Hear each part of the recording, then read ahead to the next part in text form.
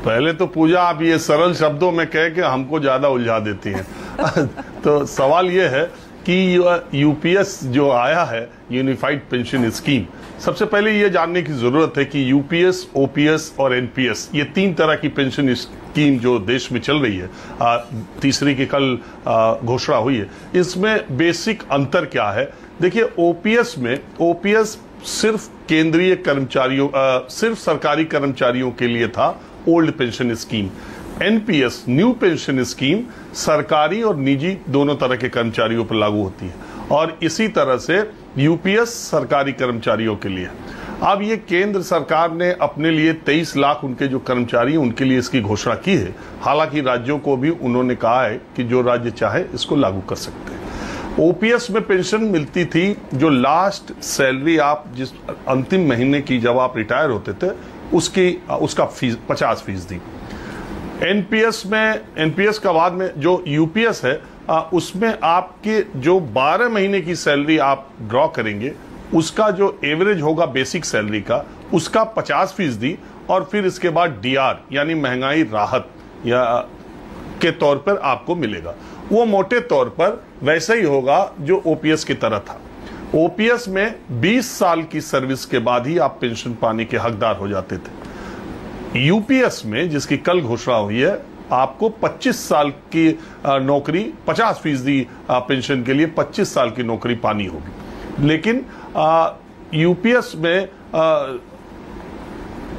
में एक चीज और है कि अगर आपकी नौकरी 25 साल से कम है और 10 साल से ज्यादा है तो आनुपातिक लाभ आपको मिलेगा। 10 साल की नौकरी वाले को मिनिमम 10,000 रुपए मिलेंगे। अब एनपीएस में क्या, ओपीएस और एनपीएस में क्या अंतर है, और यूपीएस में एक और आप बात समझिए। पेंशन फंड में एम्प्लॉय की सैलरी का 10% जो कंट्रीब्यूशन होगा, पेंशन फंड में 10% कंट्रीब्यूशन एम्प्लॉय का होगा और 14% सरकार का होगा। ये एनपीएस में था।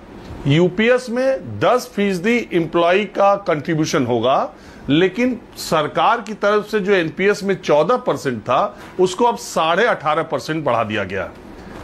ओपीएस जो कि पुरानी पेंशन स्कीम है, उसमें कर्मचारी का कोई योगदान नहीं होता था, यानी कर्मचारी का जो 10% योगदान एनपीएस का है वो यूपीएस में भी बना रहेगा।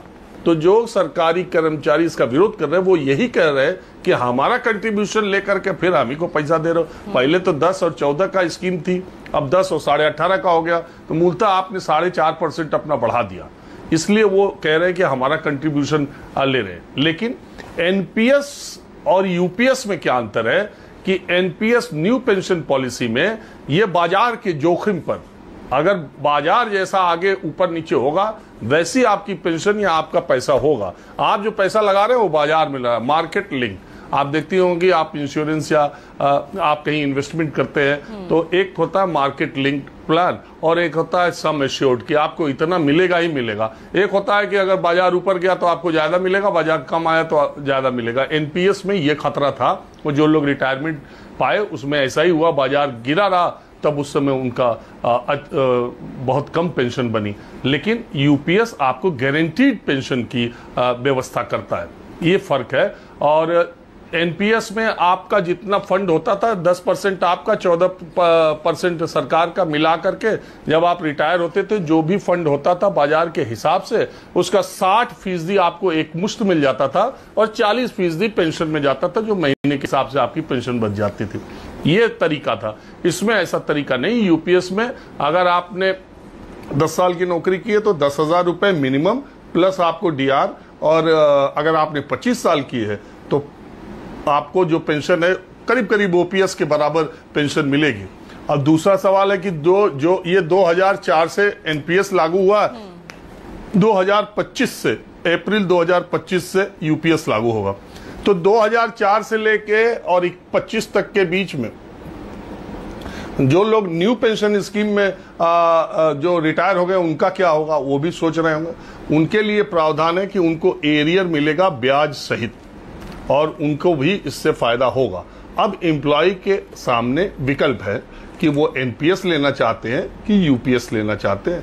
तो अगर आप गारंटीड जाना चाहते हैं तो आप यूपीएस में जाएंगे, और अगर आप बाजार के जोखिम के साथ फायदा नुकसान सहने का मादा रखते हैं तो आप एनपीएस में रह सकते हैं। मोटे तौर पर यही तीनों स्कीम का मामला है।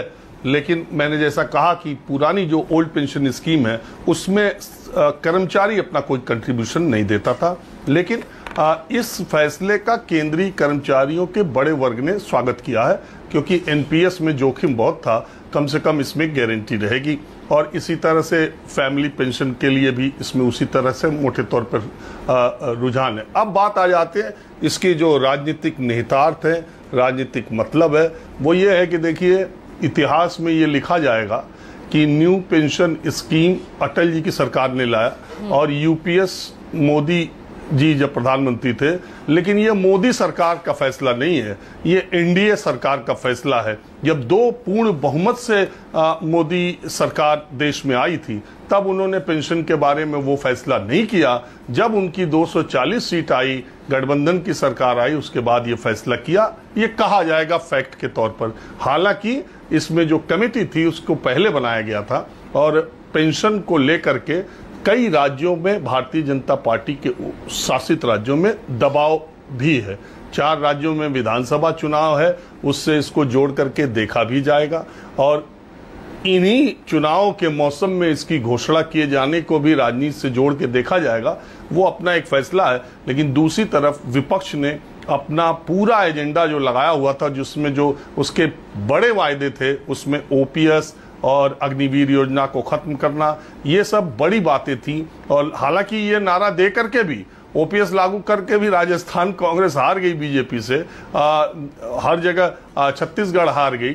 तो इसलिए इसका सियासी नफा नुकसान तो चूंकि पॉलिटिकल फैसला है तो हम करते ही हैं, लेकिन कुल मिला के विपक्ष प्रधानमंत्री ने और जिस तरीके से जिस समय में इसको लागू किया है, निश्चित तौर पर एक बड़ा मुद्दा विपक्ष के कमजोर करने की कोशिश के तौर पर देखा जा सकता है। और दूसरा पहलू यह है कि विपक्ष के दबाव में और चुनाव के परिणामों की सीटों की संख्या के दबाव में यह फैसला बहुत जल्दी लिया गया।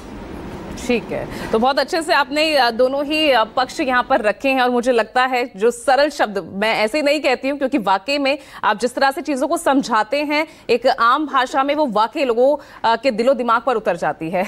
चलिए ठीक है, तो आपकी इस चर्चा पर ही बेस्ड और जो सवाल आपने खड़े किए उसी को लेकर मैं चर्चा आगे बढ़ा रही हूँ। सवाल विजय जी पहला